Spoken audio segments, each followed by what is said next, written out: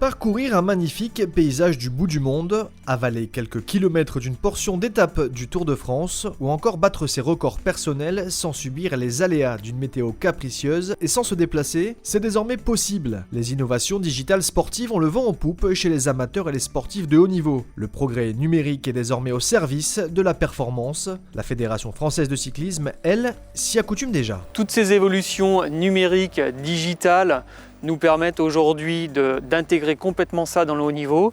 Un des premiers axes qui a été fait, en fait, ça s'appelle Défi un champion. Donc c'est pour permettre d'aller identifier des futurs talents pour la discipline. Et l'autre axe, en fait, qui nous intéresse là ici, c'est de permettre de s'immerger, donc de s'imprégner un peu de la réalité virtuelle tout en pratiquant et donc d'intégrer des parcours cibles, des parcours de championnat et d'aller les réaliser pour les repérer ensuite avec des athlètes qui n'ont pas besoin de se déplacer et surtout, encore mieux, de pouvoir s'entraîner sur des parties cibles en intégrant en fait les niveaux d'effort, les niveaux de difficulté correspondants.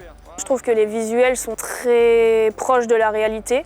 Quand il y a des changements sur la route de bitume, on a même l'impression des fois de sauter un petit peu. On est en pleine nature, on peut passer d'un pays à l'autre, on peut rester en Yvelines, on peut rester sur la piste même de Saint-Quentin, donc non, c'est top. Inscrites dans une époque hyper connectée, ces types d'applications proposent des réponses aux besoins face auxquels le sport ne trouvait pas encore de solution.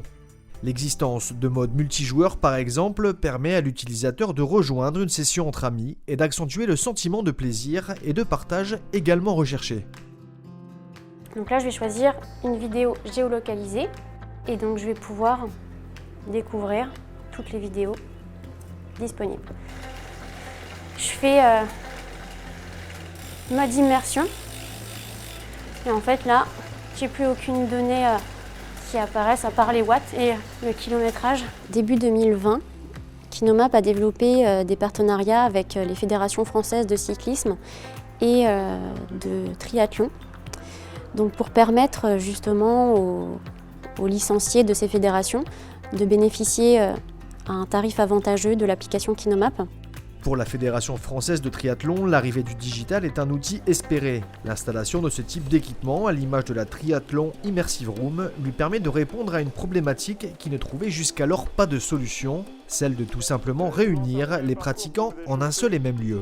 Notre objectif, c'est à la fois de favoriser l'entrée dans l'activité triathlon, mais plus largement l'entrée dans l'activité sportive, mais aussi d'ancrer le club de triathlon dans le territoire, c'est-à-dire de créer un lieu de pratique, un nouveau lieu de pratique et de vie pour le triathlon. Nous avons cette installation depuis début décembre. C'est des outils qui s'adaptent complètement au niveau de la personne. Et c'est donc vraiment un outil très très intéressant. L'erreur, bien souvent, c'est de dire bah, c'est nouveau donc c'est bien, ou c'est nouveau donc ça nous fait peur. Non, nous on a dit c'est nouveau, on va réfléchir à ce que c'est, ce que ça peut nous apporter, qui on est, ce qu'on veut faire avec. Et une des solutions qui est apparue aujourd'hui se traduit concrètement par la Triathlon Immersive Room, mais qui n'est que la première phase de nos évolutions.